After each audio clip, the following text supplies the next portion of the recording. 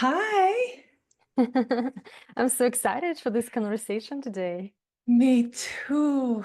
Anna, welcome to Walk with Me, the podcast. I am so honored to have you here to have a wonderful discussion because I think that we have a lot of things in common, but that are expressing themselves in this world in such a beautiful and different way. And I can't wait to dive into this with you. Yes. Thank you, thank you, thank you.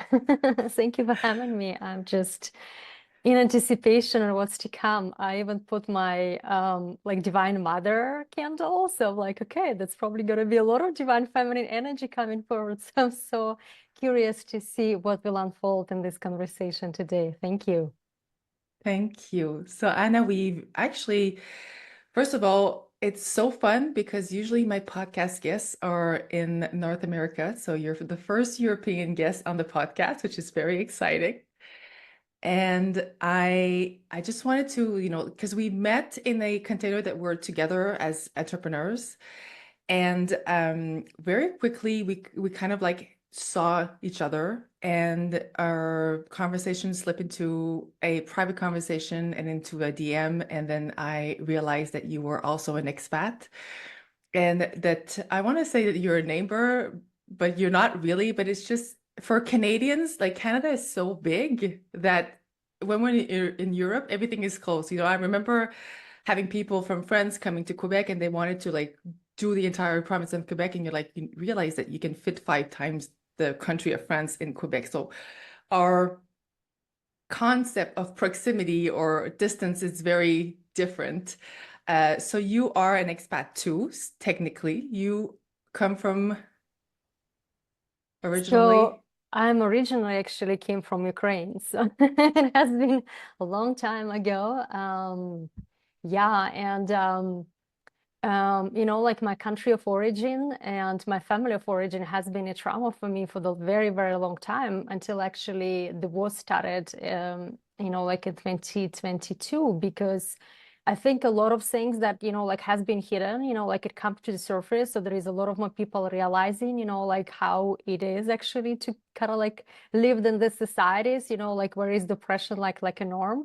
And I think like even for us, like now, like when I'm living in Europe and I moved when in my 20s, like early 20s, and a lot of people just don't realize, like like we say it like it's a privilege, but I think, like it's the liberty and freedom actually even to be ourselves, you know what I mean? And also choose our path. Mm. So it has been a journey, like to be honest, it has been a journey. And then as an expat, I moved first into Belgium. So I lived in Brussels for a couple of years. This is when I learned French, yeah. And actually at certain points spoke even a little bit more Flemish, Dutch. Mm. And then I moved into Australia, and that's why, like I say, like I understand also like the bigness of the country, like a Canada. And after Australia, like I moved to Switzerland, and in Switzerland I'm from 2009, so it has been quite a while. And yeah, it has been quite a journey, like to see where life is taking us, and we think that we are the ones who are making conscious choices, but sometimes it becomes like a choiceless choice.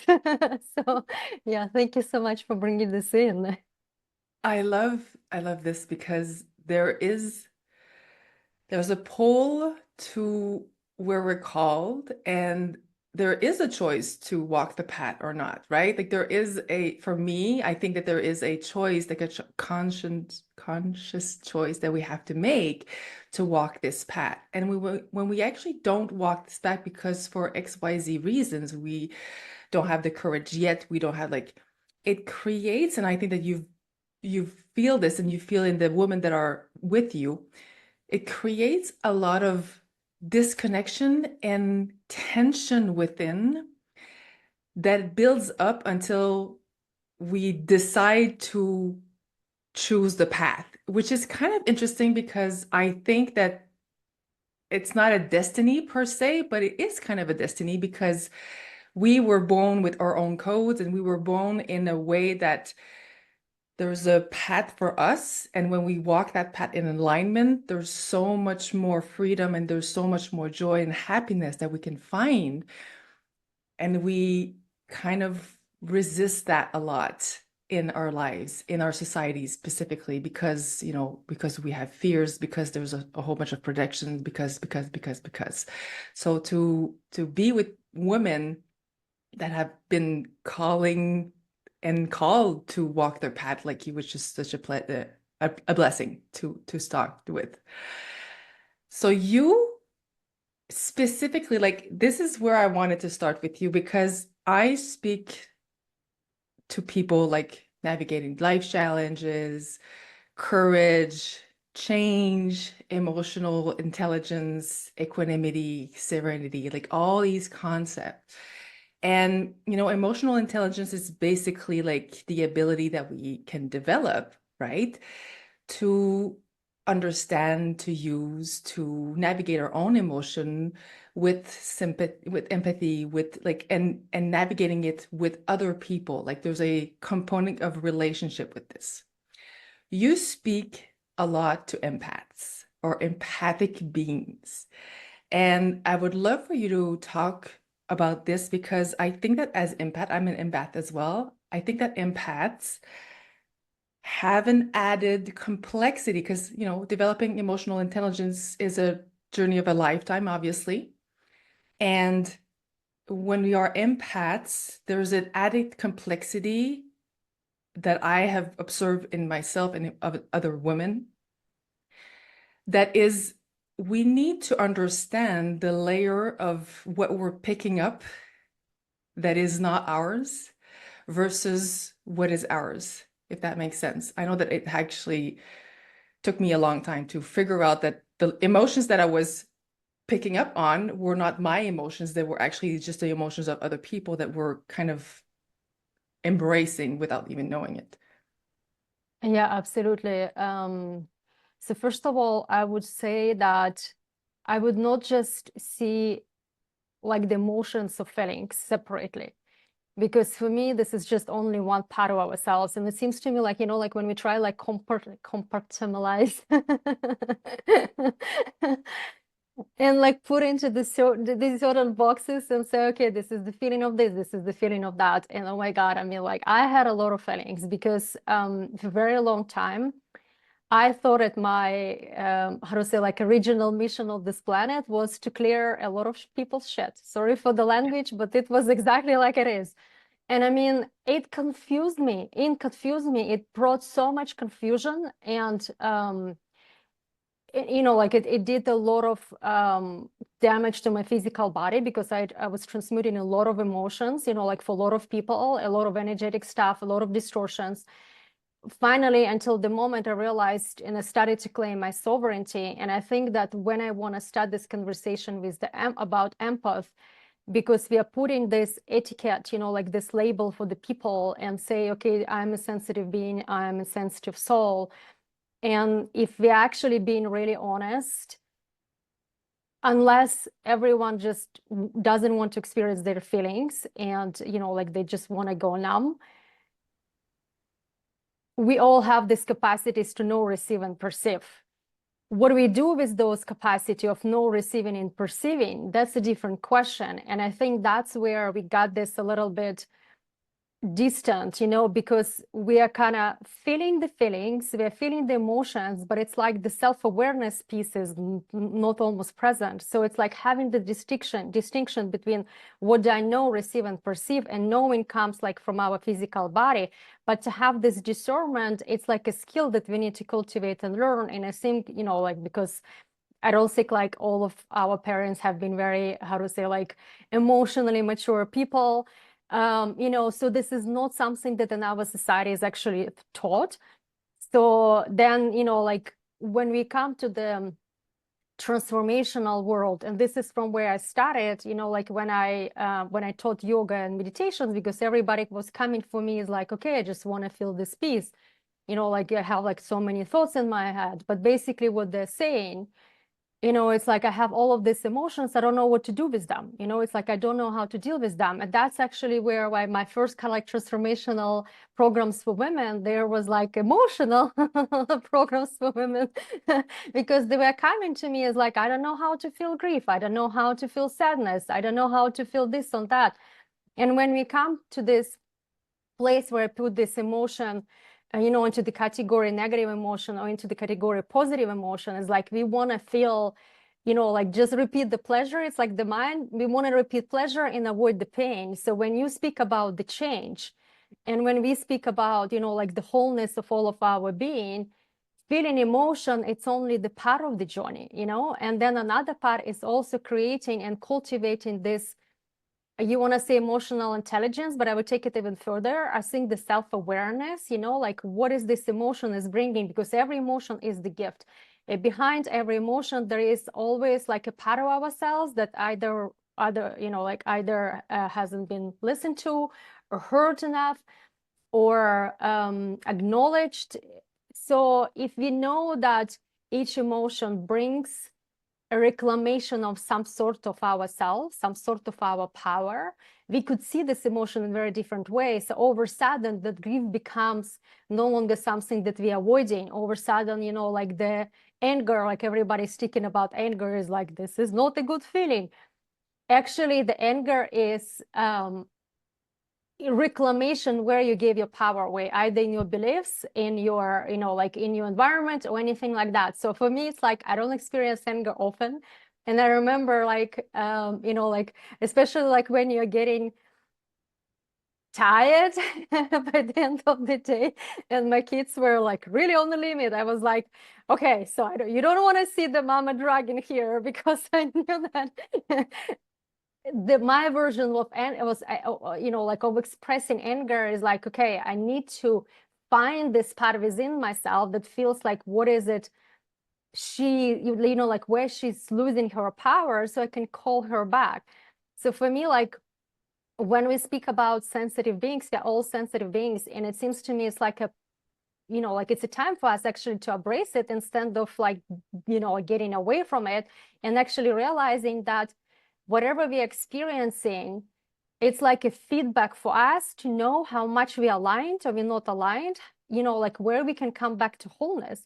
So if we see it as the getaway for us to come back to ourselves more and more, and those parts of ourselves who kind of sort of feeling negative feelings or even experiencing joyful feelings, this is the parts of us that are welcome and they're ready to come home. And when we open our arms, and just like a loving mother calling them, like for lunch, okay, you played enough, now come back here to me. It's like, it's time. It's a very different experience in life. And then when we have this capacity to be present with ourselves, then for sure, like when everybody in the world feeling something, it's like, that's okay. You know what I mean? Like we are not overwhelmed with the people emotions. Like if somebody having, I don't know, like a temper tantrum, it's like the most craziest and loving things in the world. It's like, cool, you want to have your temper tantrum. This has nothing to do something with us. Why we think that it's supposed to be something to do with us, that somehow it reflects like, I don't know, like maybe on our image or in our relationship, or because we think we have to do something with that. So it's always like, remember about our sovereignty, like what we experience within ourselves. And for sure, exactly like you said, cultivating that discernment, what is mine, what is not mine, like what's my business, what's not my business. And that's a journey, that has been a journey, because I know like in our society, it's almost like, like the part of being empath in terms of the kind of like caring about others and things like that, it has been like praised as a virtue. So it's over sudden when you say, what, it's not my business, it's like, oh, you're selfish or you're not caring. It's like, yes, I'm actually more caring about you than you about yourself, because I know that yes, because it's like, I know where is my truth, like, and where I stand and what is my energy. And I'm giving back to you what you are giving to me, is saying like, deal with this stuff. And I'm like, thank you, but this is not for me to deal with this. This is your soul evolution. This is not mine. So yeah, thank you so much. I got a little bit more passionate here. Oh no, but there's so many things that you said that align so well, because first, there's two different reasons that, let me backtrack. Empath is just a label, but it doesn't have to be a determining label of anything other than what we actually do with it, right? That's what I hear in what you're saying. That's what I actually, and that's why I like I like to have words and concept to describe how we move, how we feel, how we do things in life. But as soon as those labels become limiting labels, then we have to question it, right? And the other thing is when we're with other people, so many times, like listeners, how many times in your life have you cared for somebody more than they do care for themselves? And we have to take a step back and say, listen, like you said, this is your soul's journey. This is your things, and I can support you in any way, shape, or form that I decide that is good for me and you. And at the same time, I am not tangling in a fixate energy, and I'm not tangling in a self-validation through helping you energy. Like it becomes, we actually go from like a overgiving to a overflowing that is healthy for everybody. And I think that the most selfish thing that we do is exactly give, give, give, give, give from an empty cup for many reasons that are not pristine, that are not clean energetically, right? Like, so, and the other thing that you said, which is beautiful, is in my groups with women that actually are in on this path, I always have like an emotion wheel, and the wheel that I use is not the ones that have like the one side negative, one side positive.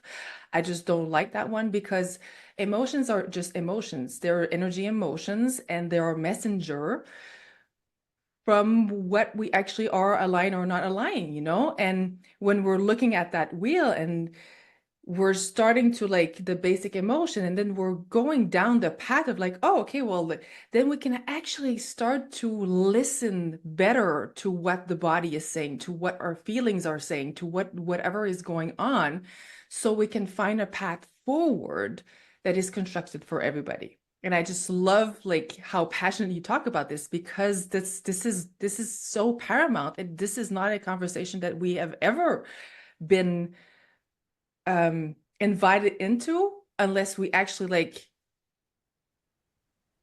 lead ourselves into it, right? Like in our society, it's not something that we just, we don't even talk about emotions.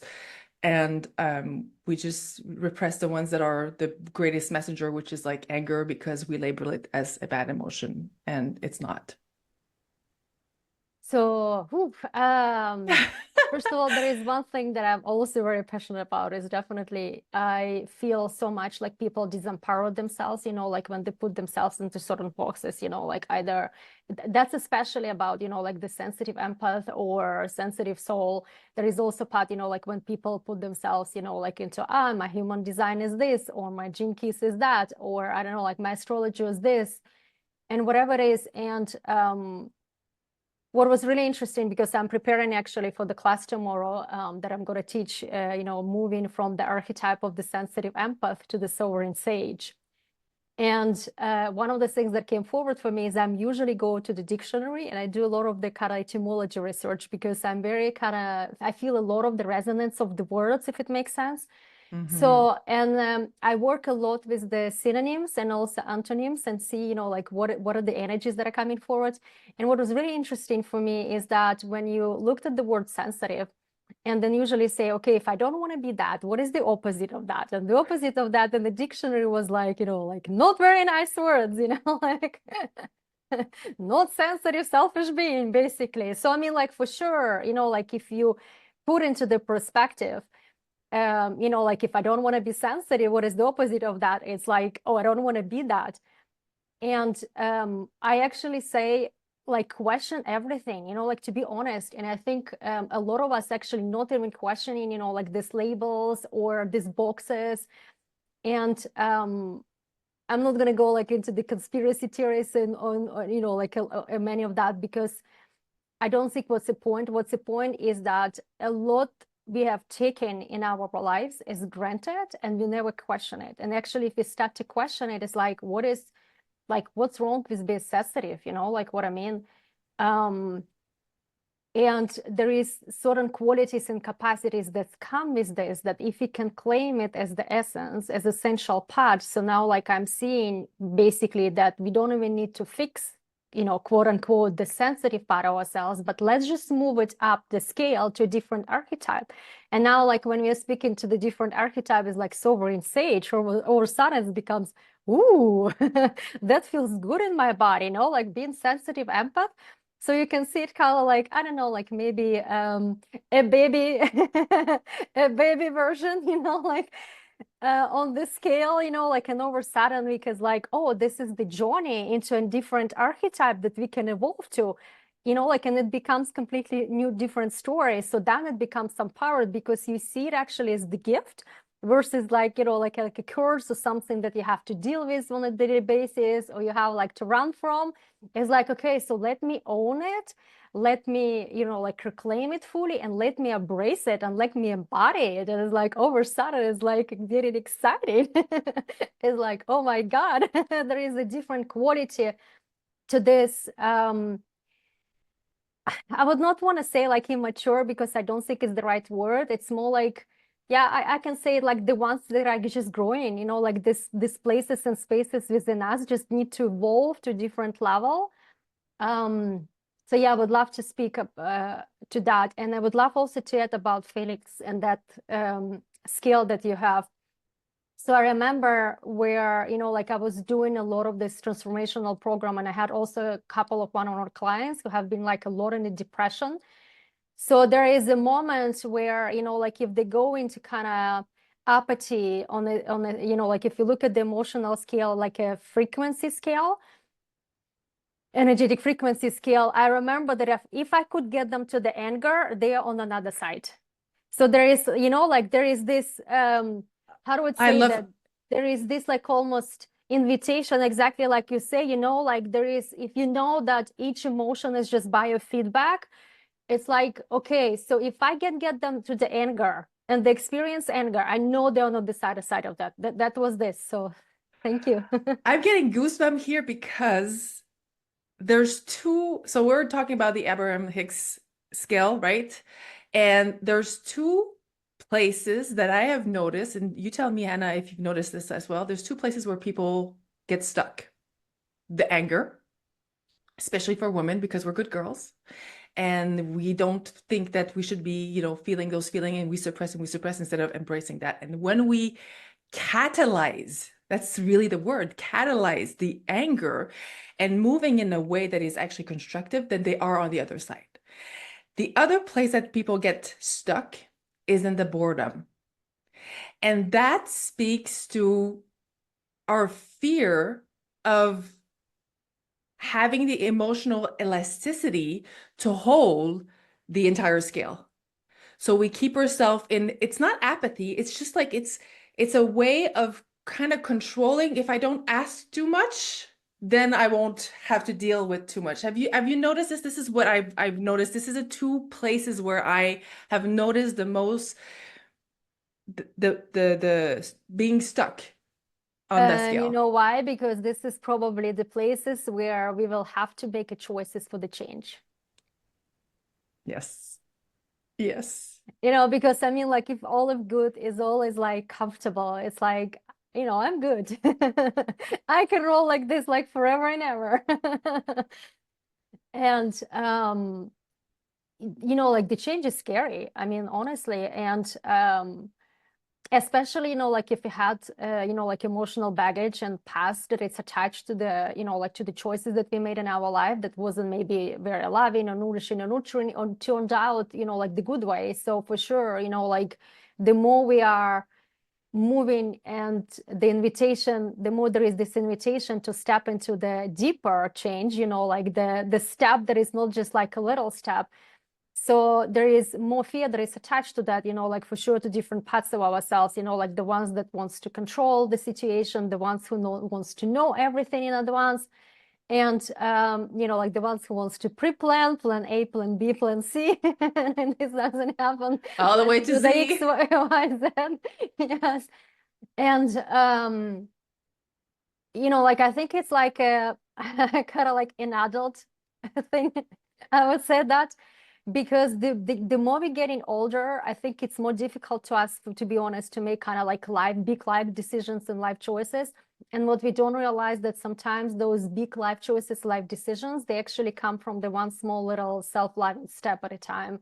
And if we actually allow ourselves just to do like mini realignments, like, okay, this is the mini step. Something doesn't feel right here. Okay, let me see what I can do here with the mini steps. So, like the part of myself feels comfortable, like to do this mini step, because sometimes the stretch that it's required, like the level of the courage is required, it's too big. But the courage is something that we can develop and cultivate, So, like instead of just kind of, like throwing the hands in the air and saying, I can't do this. Okay, so what if I can do one self-loving step at a time? And what if I can cultivate and build this muscle of courage, of tenacity, of determination? And I think when we do it from the place of honoring ourselves, loving ourselves, and coming back to wholeness, this is very different when we say that we want to run from something, if it makes sense. Because if we want to run from something or we want to fix something, the energy that is sustaining that, it's almost like through the forcing rather than from the, like the whole all life creation that can support us, like to move into better realignment. So for me, like I especially don't like, like this January resolutions. Well, first of all, for me, the January is the month when we need to deepen in. So it's not the month when we need to go out. But then, like, in all honesty, like if the resolution, so kind of like the decree that we make to ourselves, or the pledge that we make to ourselves, they start from the thing, I want to avoid something, or, like I want to fix something within myself. That's not loving, like that's not nourishing and that's not nurturing. So if we move with the energy, I want to be with more life rather than, like go against life, then all of creation can support our highest realignment. All of creation can support our highest alignment. I needed to repeat this because I totally agree with you with the New Year resolution thing. I think we're setting ourselves a lot for failure when we're doing that. And when we're looking at the seasons of life, the first four seasons, the winter is the introspection one. It is the time where we're planning the garden for the spring. It is the time where we're setting the intention. It is a time where we're looking at what is there and where we can start to move without moving, and feel and sit in that valley and sit in that lull of time that is so precious. But because there's stillness, because there's spaciousness, and we're not used to that, it feels very uncomfortable, and we don't like uncomfortable. So I love that you're saying that, one of the things that I've been really working on years ago, it was like all about like setting the goals and change and like get the path forward, and like setting, like it was very masculine, right? Very masculine energy. And for me and for others, but for me specifically, I was in that. And I actually have like three, I talk about it all the time. I have three burnouts throughout my life, depression, one burnout, one professional burnout, and one depression. And when I started to shift into, instead of making change and pushing through that masculine energy, how about I just sit in my feminine energy and start to clean up? And I went into what I call a minimalist journey within, where these micro movement, these micro moment, these micro changes were not about forcing something forward, but letting go. Like just shedding, basically. And that's where it started to build so much faster, because I was not weighed down. I was not trying to carry whatever I had in my backpack to something that I wanted to access to. I was actually really like letting go of the weight and getting buoyancy towards where I was going in alignment. Oof. Thank you, thank you, thank you for bringing this in. Yeah, and sometimes, yeah, we always like want to see it like, like this big changes, like with some big thing. So I don't know, like we're gonna pack our backpack and I know go into another country like we did, but it doesn't need to be. Like sometimes like cleaning the drawer or, like even the the small part of our car could be enough. And I don't think like a lot of people realizing that like how our environment, like where we live in specifically, for sure our internal environment and external environment, like how it's important actually to keep space. And I know, for example, if I need something to change in my life, I will go and I will clean one of my drawers. Like it's like, okay, so where I'm still creating messes in my life. Okay, so let's go clean this up. I mean, like in all honesty, it's like works like a charm. And I remember when I did intuition training, there was this part about this, like how, like we create the messiness, even, like the messiness, the drama, kind of like a little bit chaos in our life without even realizing it. And it shows in our environment. So it's like, I don't know, like maybe some listeners, like I already hear the voices like, oh my God, like she got me. So this is like, I'm gonna get her clean some mess there. But it actually works. It actually works if we start to be very diligent and intentional about, like what I think I'm done, like like with creating the masses in our life, because we are creating all the time. It's just we are not realizing that sometimes it's not very intentional. And if we say, okay, instead of creating maybe the mess in my drawer, what if I can actually start to create beauty? And like what if I buy, just like fresh flowers, like for my space, I don't know, like put a beautiful candle, like get incense or oils, and just flood the space with the different ambience. This changes a lot the environment, and then when we create a space where we can feel safe and where we can actually relax and we can sit with ourselves, then we can start to look inside of our own drawers, Mm. like within ourselves. And like for sure, creating the journaling practice for me was just as such tremendous help. But I know that many people maybe not necessarily like writing. Sometimes it's just recording the voice messages to yourself. Like if you would speak to yourself, it's like like different people process things in a different way. So just want to honor that, like all of these beautiful ways how we reclaim this multidimensional parts of ourselves.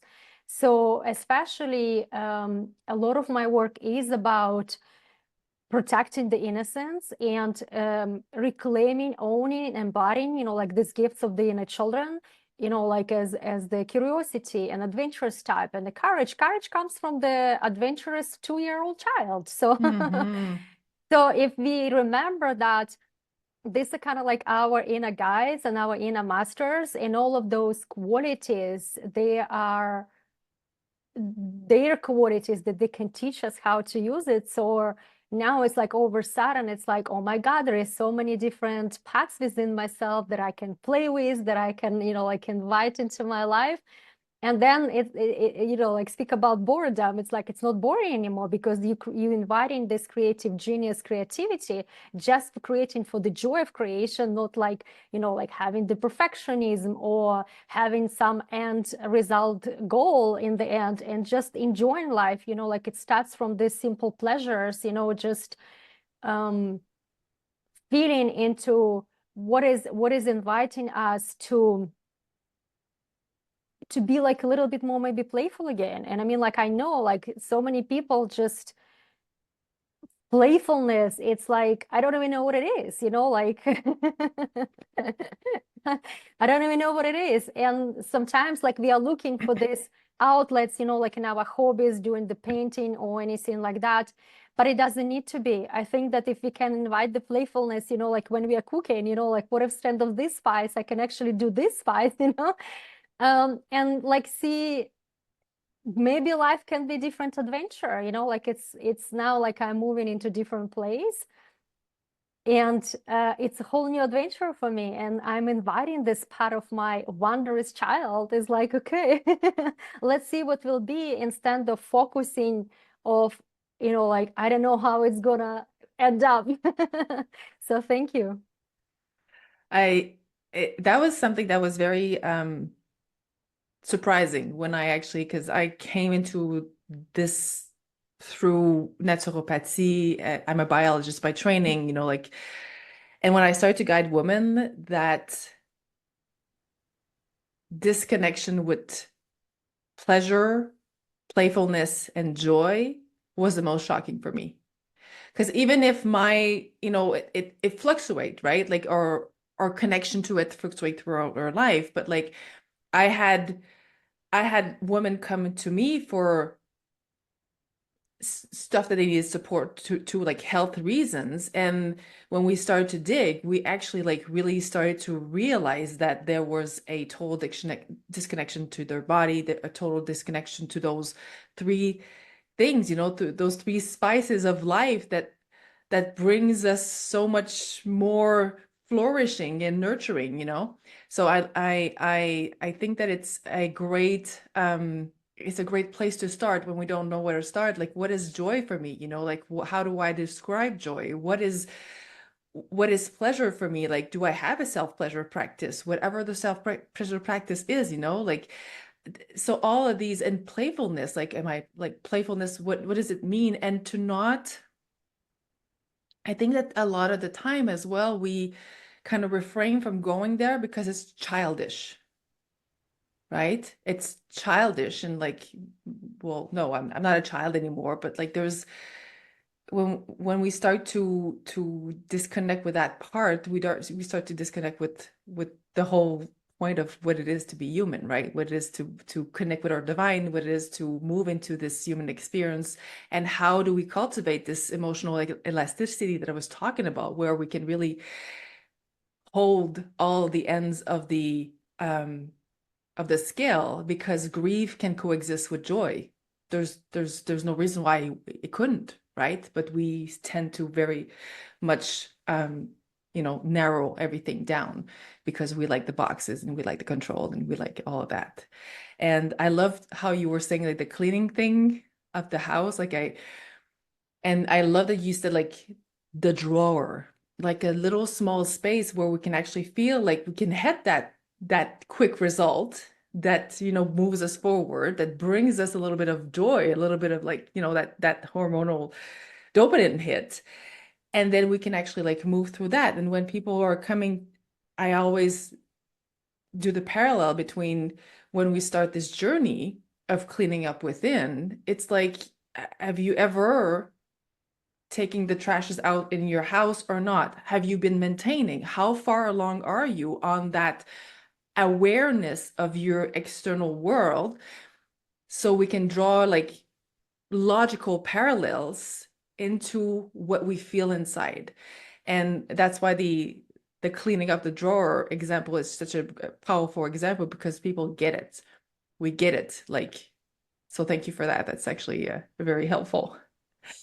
So right now you are basically, you moved away from really more of those Cartesian coaching, mentoring places into something that is a lot more deeper, a lot more connecting with the divine, connecting with a higher purpose, connected with this wholeness, this oneness that we all are in together. And I would love for you to say a few words on that, because I think it's liberating and freeing to talk about that. Yes, thank you so much. So, yes, a lot of my work is actually about reclaiming our sovereignty. And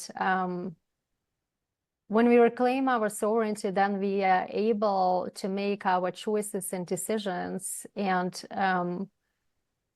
like follow our destiny path in a very different way, because we know that we can make a choice to align our personal will with the divine will. And that's basically on the stage that I'm in right now, is that I'm exploring to what I'm saying, like to surrender faster. Can I surrender even faster? And I know that it's not easy.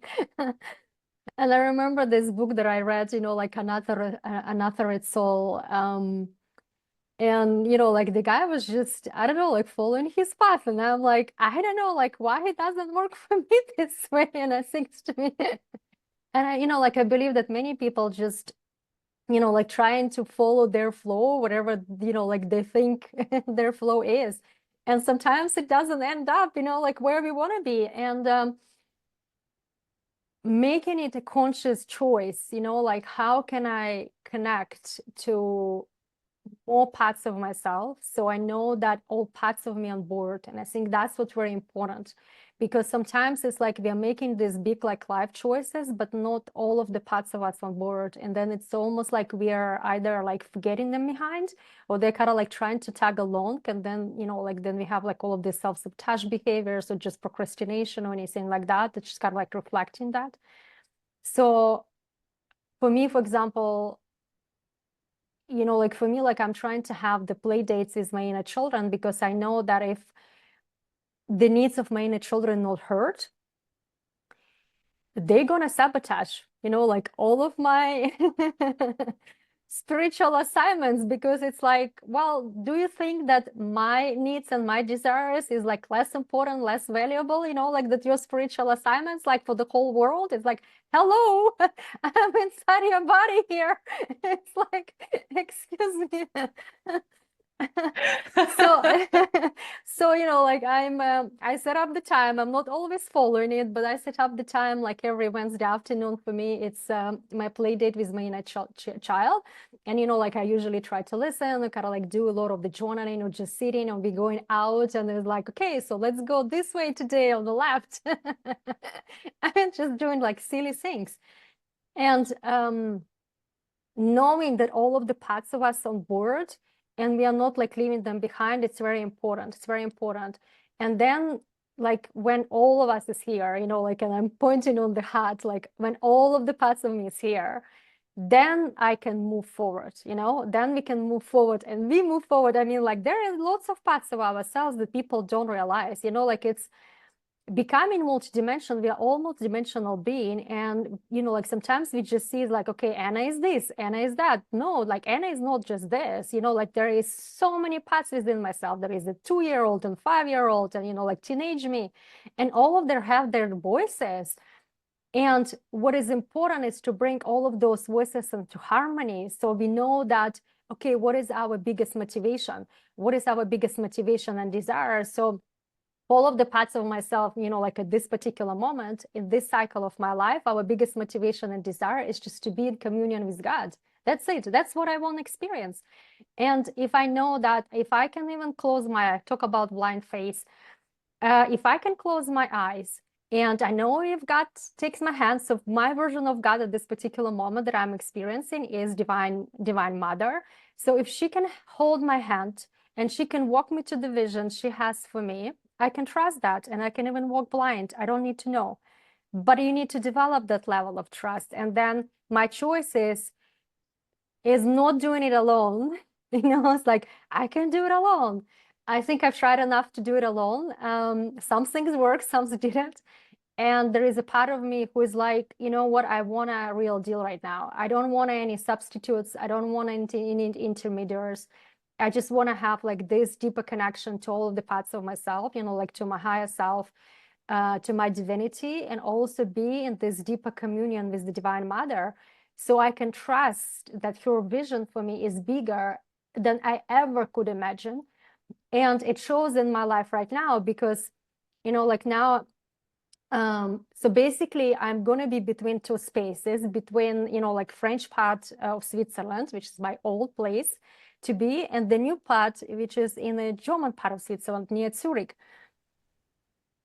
And I feel like this, like she's given me a year. She's like, okay, you have a year and I'm going to be working on you to prepare you to walk into the different rooms. And I'm allowing to be corrected, and I'm allowing her to work on me. And I think that's a conscious choice when it becomes, when you realize that you're not in the waiting room, you're actually being worked on. And I think I'm just going to stop here. I'm getting emotional because this whole journey of coming to Germany was from a vision that I had that I tried to put on the vision board, but I'm realizing as I walk the path that is just a glimpse of what my mind, my human mind could comprehend. And I did choose to walk the path. And I did choose to say, okay, like I'm just walking the path. However, the challenges is that we always want to go back to the driver's seat. So we have to consciously make a decision, like you say, to surrender. And surrendering is such a difficult thing to do because we have developed a whole bunch of different coping mechanism to control, to know, to have this illusion of control that we don't have, but it's actually the way that we have developed, the way that we use that we move into this world. And um I come from a family with a lot of anxiety, so I have anxiety in my DNA. I have anxiety behaviorally that has been, and I have generational anxiety. So the path to surrendering is it's really a big step. And when I started to walk this, and I'm listening to you, and I'm like, this is the journey that I'm on right now because I'm doing all these things, and I'm trusting that the work that I'm putting out there is going to reach the people that I actually are meant to serve. But at the same time, there's like a really big gap. You were saying like Divine Mother said you have a year to, work. We get the bigger the vision, the bigger the initiations we get. And the bigger we are invited to surrender into that bigness if we want to be the utmost instrument for the mission that we have on this earth. And to do this alone is such a disservice because we're not meant to be doing this alone. We are meant to be doing this together on our own journeys, but knowing that we are all being transformed for a higher purpose. And when I cross path with women, extraordinary women like you that are on this path, there's so much more openness and lightness, and it's actually like easier to surrender into this because of that, because we feel this connection in this surrendering. Does that make sense? Yes. So what is coming forward to me is, like I know that surrender feels like a very big word. Mhm. And for me, like how I see it is like, what can I lay down now on the altar? So if I come from this intention, like, and my intention is pure, my heart is pure, and I know that my motivation is to serve, to be the blessing for myself and to be the blessing to humanity. And my intention, my highest intention is for sure to serve, like the evolution or whatever, like that we are here to do, my original mission. I know that if I'm willing to be willing, like I don't even need to be courageous yet, but I just need to be willing to be willing to be willing. And if I say to myself, okay, look, what I can lay down on the altar today. And literally, like there is always something to lay down on the altar, like you would be surprised. It's just such simple practice. It's like, what can I lay down to the altar doesn't belong to me, like, and we carry a lot of this stuff, like it's the same when it comes to this discernment, like when we spoke about what is our business, what is not our business. And we forget that there is also the third saying is like, what is God's business? And it has been such incredible journey for me just to start to distinguish between where is my path and where is, the God's path to lead. Because sometimes we intervene those things and we're like taking the things that not ours to do, like, and at the same time, we're also giving the things like, look, can you take care of that? But it's our part to take care of that, And it has been such a blessing for me. I did the path to sovereignty journey.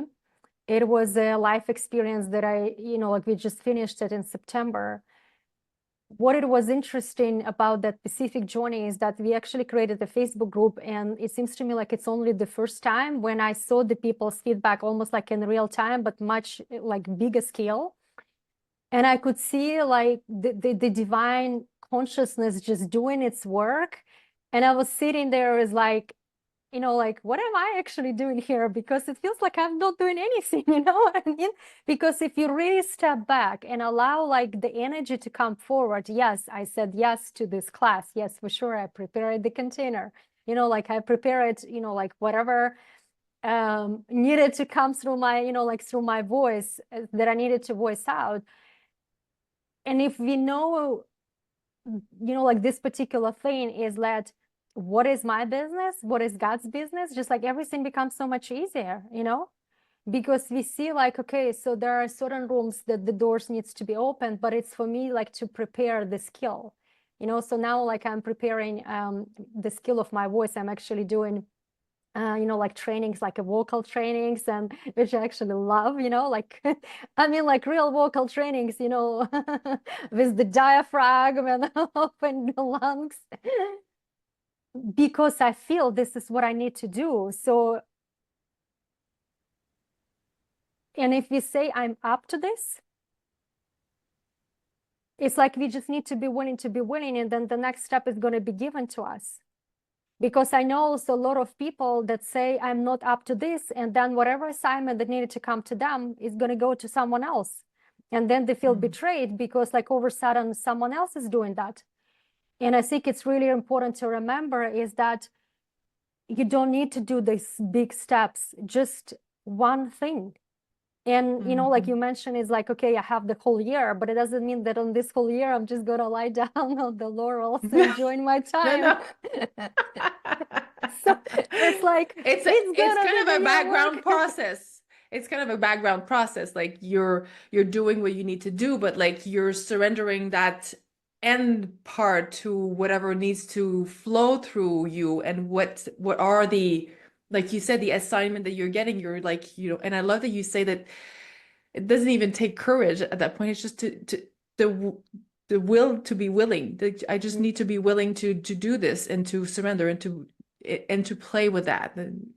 I have played, like, because it's there's a playfulness to it, right? Like not taking things too seriously, and not. And for me right now, the past year has been walking that as well, like opening up. That's why I created the podcast, like opening up that throat chakra, like that voice, those lungs, this spaciousness inside of my body that literally collapsed when I came to Germany. And walking this has been such an incredible journey to be an instrument for whatever is. And right now, my assignment, I'm gonna say, is to just say what I need to say, what comes through me, without trying to control what it's going to do in the world. And I think that's what you were saying with your group, like you prepared, you created the container, you actually delivered, but there is a part where our piece of the puzzle is there, and then the other part of the piece of the puzzle is going to arrive. And we have to trust that when we do the assignment, when we are called to do something, it's for a reason. And then it's kind of like where the step goes, oh, okay, then what's the next step? And then what's the next step? And that's how I personally feel it right now. That's what came forward while you were talking about those micro assignments, basically, and the willingness to be willing. I feel what we usually look at is like accomplishments, like the end game, like show me the end game. Show me the accomplishments. Yeah. And we forget about our role. If we think about the original assignment, not as the end game, is like, okay, I have to write the book, or I have to be on that particular stage, or whatever, like where I think I need to end up.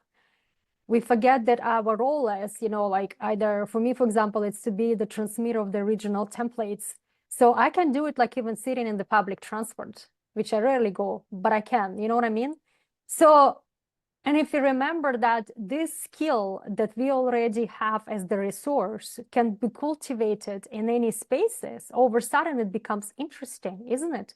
Because you're realizing it's like, okay, so I know already the room that I need to walk in. So part of that particular assignment for me is really reclaiming this original codes of the benevolent ruler archetype. And I'm just like getting even chills like when I speak about that, because I know the invitation for me to walk into those roles, you know, like where there is the royalty, where there is like recording the codes of the royalty, you know, like what we think the royalty is and what is really benevolent sovereign rulership is. It's like nobody's going to listen to me at this particular moment because my even power of my voice is not yet developed enough. So it is for me to come now in any stage, like be it in Instagram or the Facebook or whatever it is, you know, like how small and how little it is, you know, like, and I spoke on the stages before. So it's for me now to develop that capacity.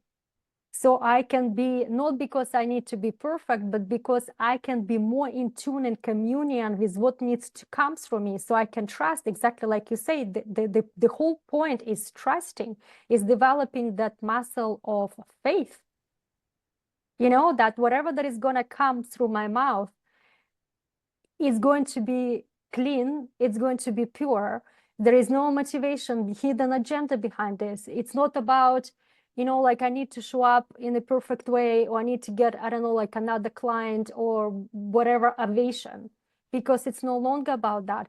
And when we know that whatever we are doing is actually not, it's not about us, and there is so many people who think that it's about them, and we just have to, like, there is the saying, like, we have to get out from our own way. But it's not that, it's just this discernment that comes in, is like realizing, you know what? I'm just being an instrument. However, there is my part to play in this, and then everything else is the weaving. So allowing this weaving of energy or whatever, you know, like whatever the all of creation is coming through us, you know, like as the, can I be this participant of all of creation? What is my role in that? And another thing, I just want to bring this energy of spaciousness of grace, because we spoke so much about spaciousness. Oh, and just bringing the spaciousness of grace, because grace can change a lot of things, shift a lot of things. Oh,